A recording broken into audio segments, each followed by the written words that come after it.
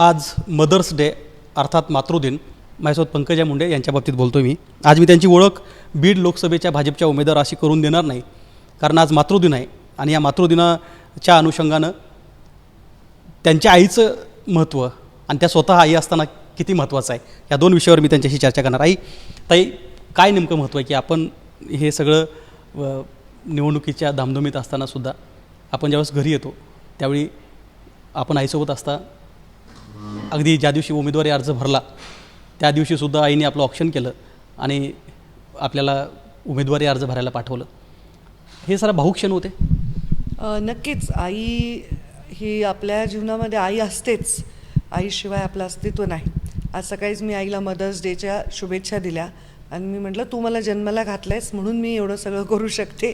आणि मी देवपूजा कोपळे करते. ती नेहमी म्हणते तू कोपळे देवपूजा करते. मी तिला म्हटलं तुझ्यामुळे मी करू शकते, कारण तू मला जन्माला घातलं आहे. हा विषय वेगळा, पण आपल्या जीवनामध्ये आपल्या आईचं फार महत्त्व असतं.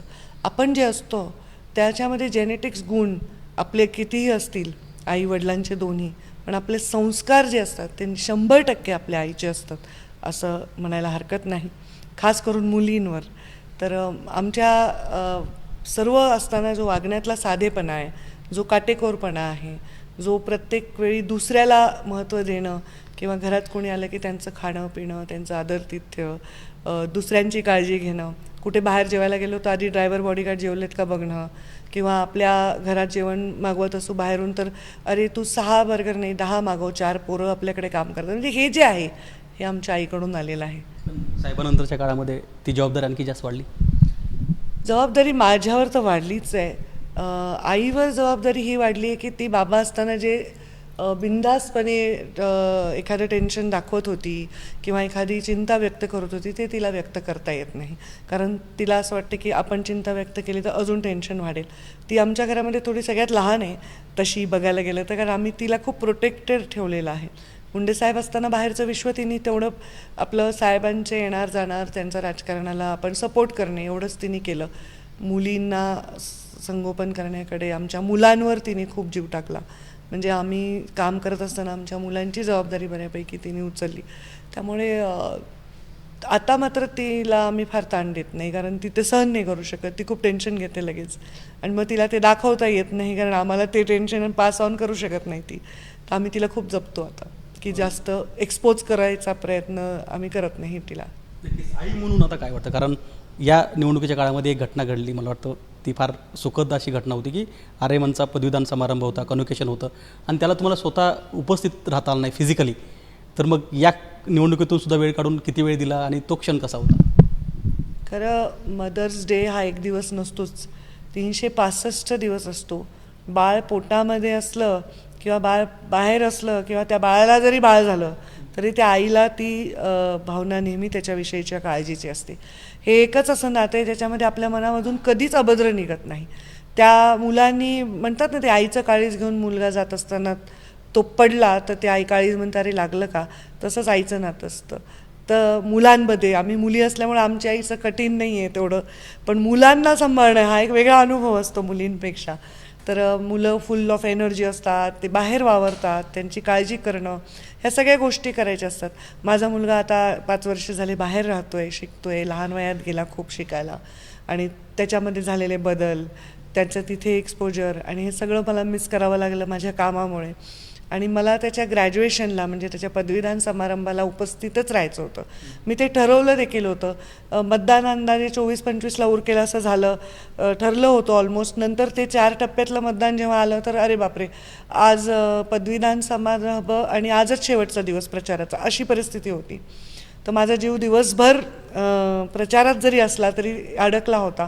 मी प्रचारावरनं आले आणि ऑनलाईन त्याचा पदवीदान समारंभ मी अटेंड केला. तिथे ते त्यांचे जे प्रेसिडेंट होते त्या कार्यक्रमाचे ते भाषण करत होते. त्यांनी म्हणले की all mothers please stand up, आणि मला इतकं वाईट वाटलं. मी जिथे होते तिथेच उभी राहिले.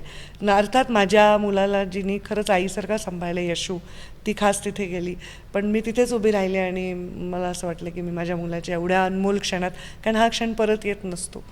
पण हेच असतं जीवनामध्ये. मी राजकारणात नसते, मी डॉक्टर असते. एखादं मोठं ऑपरेशन आलं असतं, मी नर्स असते तर मला एखादा सिरियस पेशंट आला असता, मी पायलट असते तर मला एखादी महत्त्वाची फ्लाईट आली असती. करिअर करणाऱ्या स्त्रियांना खूप गोष्टी अधिकचे तणाव सहन करावे लागतात आणि घरातलं जे असतं ते त्यांना काही चुकत नाही. तर हे डबल भूमिका एक स्त्री बजावत असताना आत्ताच्या आधुनिक काळात तिच्या मनावर तिला वेगळ्या पद्धतीने ते संस्कार करून घ्यावे लागतात. आज माझ्या मुलाच्या जवळ मी नव्हते, पण तो म्हणला, मम्मी मी तुझ्या शपथविधीला येणार आहे पण. तर हे म्हणून त्यांनी माझं खासदारकीचं हो, आता खासदार झाल्यावर शपथ असते ना, तर त्यांनी असं मला इन द वे शुभेच्छा दिल्या. पण या काळात सुद्धा उद्या पेपर आहे, अभ्यास झाला आहे आणि मग जाताना खरं तर फार धाकधूक होतं, पुढे सामोरं जायचं असतं. तुम्ही मात्र रिलॅक्स आणि कॉन्फिडंट वाटताय? हो, मी कॉन्फिडंट आहे आणि मी रिलॅक्स आहे. कारण कॉन्फिडंट याच्यासाठी असतं की निकालावर आपण कॉन्फिडन्स नाही दाखवू शकत, आपल्या प्रयासावर दाखवू शकतो. जे प्रयास करायचे होते ते अथक केलेले आहेत. मी, माझ्या संपूर्ण टीमनी, माझ्या महायुतीच्या सर्व घटकांनी अत्यंत अथक प्रयत्न केलेले आहेत आणि मला त्याच्याविषयी खूप खूप आनंद वाटतो. 45 दिवस झाले मी न थकता काम करत होते, सगळी टीम काम करत होती. त्यामुळं परीक्षेची तयारी तर आम्ही पूर्ण केलेली आहे, तर आदल्या दिवशी टेन्शन घेऊन काय उपयोग आहे. म्हणून माझं नेहमी शाळेपासून असं होतं, हसत खेळत अभ्यास, मार्क तेवढेच घ्यायचे, मी टेन्शन नव्हते घेत फार. पेपर जर दुसऱ्या दिवशी असेल तर मी तेच रिपीट 10 वेळा वाचण्याची मला आवड नाही. अभ्यास झाला पक्का, बाजूला करा. तसं आता हा पूर्ण अभ्यास झालेला आहे. आता विषय बाजूला करून ज्यांनी शेवटच्या क्षणापर्यंत आपलं योगदान द्यायचं आहे त्यांनी दिलं की मोहीम फत्ते होईल. मला विश्वास आणि आत्मविश्वास दोन्ही वाटतंय. मी सकारात्मक आहे. नक्कीच. पण या काळामध्ये काही घटना घडल्या अशा ज्याने व्यतीत झालात किंवा वाटलं की हे राजकारणामध्ये व्हायला नको, असं काही घडलं या काळामध्ये? असं घडतच आलं आहे नेहमीच राजकारणामध्ये. एक स्टँडर्ड जीवन जगणाऱ्याची ज्याला सवय असते किंवा आपण काही पथ्य स्वतःला लावून घेतलेले असतात त्याला फार अवघड असतं असं राजकारण झेलणं. जसं मी कधीच कोणावर वैयक्तिक टीका केली नाही, कोणाला हीन समजून बोलले नाही, कोणाला कधी तुच्छ वागवलं नाही किंवा कोणावर वैयक्तिक व्यंगांवर मी बोलले नाही. हे सगळं मी पथ्य पाळत गेले आणि ते पथ्य समोरचे लोक किंवा काही काम करणारे लोक पाळत नाहीत. त्यांना वाटतं काही अभद्र बोलणं म्हणजे खूप चांगलं आहे. हे सगळं बघून थोडं अस्वस्थ व्हायला होतं. परंतु मी लगेच त्या विषय वेगळे करत असते. म्हणजे फार ते स्वतःवर अवलंबून राहत नाही मी त्या विषयांवर किंवा मनाला लावून घेत नाही. 3-4 मिनटात बाजूला होते. पूर्वी तसं नव्हतं, मी 3-4 दिवस त्याच्यावर विचार करायचे. आता मी मॅच्युअर झाली असेल एवढ्या अनुभवानंतर. पण या काळात असे काही क्षण होते जे सुखावणारे होते, जे आनंद देणारे होते, अशा काही घटना घडल्या? सुखावणारे अनेक क्षण होते, आनंद देणारे होते. मी एका दौऱ्याला जात होते तर रस्त्यात एक छोटीशी वस्ती होती, ते ओवाळायला थांबले होते. 2-2.5 वर्षाची मुलगी होती आणि ती टुणकन उडी मारून तिच्या आईच्या कडेवरून माझ्याकडे आली. असंही लहान लेकरं घ्यायची मला खूप सवय. मला असं कडेवर घेऊन मला लहान बाळ खूप आवडतात. तर मी एकदम ती माझ्या कडेवर आली आणि मला अशी गच्च मिठी मारून म्हणजे खूप तिने लाड केले. तर आणि ती खोकत होती, पंकजाताई 2.5-3 वर्षाची मुलगी. मला एवढं कौतुक वाटलं आणि असेच अनुभव येतात. पण तिने मला एवढा जीव लावला जणू ती माझंच बाळ आहे, अशी गच्च धरून बसली होती आणि मला खूप कौतुक वाटलं. एवढ्याशा खेड्यात माहीत नाही तिथे TV आहे का नाही, ती बघते की नाही एवढी छोटी मुलगी, पण ती पंकजाताई असं प्रत्यक्षात दिसल्या हे बघून ती इतकी मला चिटकून बसली. आणि नंतर अशा अनेक अनुभव आले. अजून एक अनुभव, एक म्हातारी बाई रस्त्याच्या कडेला बसली होती. मी सत्कार घेत होते, मी तिच्याकडे पाहिलं तर तिने मला असं केलं, तिला चालता येत नव्हतं, ती खरडत आलेली होती आणि मी तिच्याकडे गेले तर तिला म्हणली माझे पाय चालत नाहीत, पण मी आमच्या दैवताच्या मुलीला बघायला आली, आता मी धन्य झाले असं तिने मला म्हणली. मी तिच्या पाया पडले आणि तिने मला भरभरून आशीर्वाद दिले आणि खूप टचिंग असे काही प्रसंग या काळामध्ये आली. अनेक लोकांनी सांगितलं, ताई हे घरकुल तुमच्यामुळे मिळाले, ताई तुमच्यामुळे हे विमा झाला तेव्हा हे झालं आहे, अशा अनेक प्रसंग सांगता येईल. पण हे 2 प्रसंग, एक छोटी मुलगी 2-2.5 वर्षाची आणि एक अत्यंत वयस्कर बाई, म्हणजे 2-2.5 वर्षच तिचे राहिले 100ला अशी, हे 2 अनुभव फार वेगळे होते. पण यामध्ये एक वेगळा अनुभव आम्ही बघतो की 2009मध्ये ज्यावेळी मुंडे साहेबाची पहिली लोकसभेची निवडणूक होती त्या काळामध्ये आपण दोघं बहीण भाऊ त्यांच्या प्रचारासाठी फिरत होता. आज 2024मध्ये मात्र तुम्ही दोघंही फिरताय तुमच्या स्वतःच्या प्रचारार्थ. यावेळी एक कुटुंब एकत्र असलेल्याचं चित्र आम्हाला पाहायला मिळालं. हो, साहजिक आहे. कारण 2009मध्ये जेव्हा माझी निवडणूक जाहीर झाली तेव्हा आम्ही एकत्र काम केलं. 2009मध्ये लोकसभेला आम्ही जेन्युइनली एकत्र काम केलं. धनंजयच्या जिल्हा परिषदला त्याच्या आधीच्या मी प्रचार केलेला आहे 2004मध्ये 6मध्ये त्याची जिल्हा परिषद, 4मध्ये साहेबांची आमदारकी. पण 2009 नंतर काहीच महिन्यात जेव्हा विधान परिषद त्यांची झाली नंतर ते आमच्यापासून दुरावले. त्याच्यानंतर पहिल्यांदाच आम्ही 24मध्ये एकत्र आलो 2009 नंतर. तर त्याच्यामुळे एक रिलॅक्स्ड असं वातावरण मला वाटलं, कारण तो रोज जो असा संघर्ष असायचा आणि आपलंच माणूस आपल्या विरुद्ध काहीतरी वाईट बोलतंय हे जे एक मनात टोचणी असायची ती काही या इलेक्शनमध्ये नव्हती.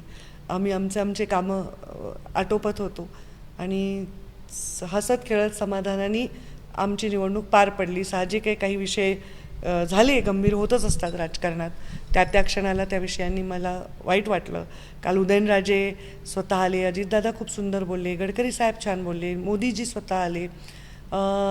राजे तर अक्षरशः डोळ्यात पाणी आणून लोकांना त्यांनी पाया पडल्या. राजे पाया नाही पडत, पाया पडले माझ्या बहिणीला निवडून द्या.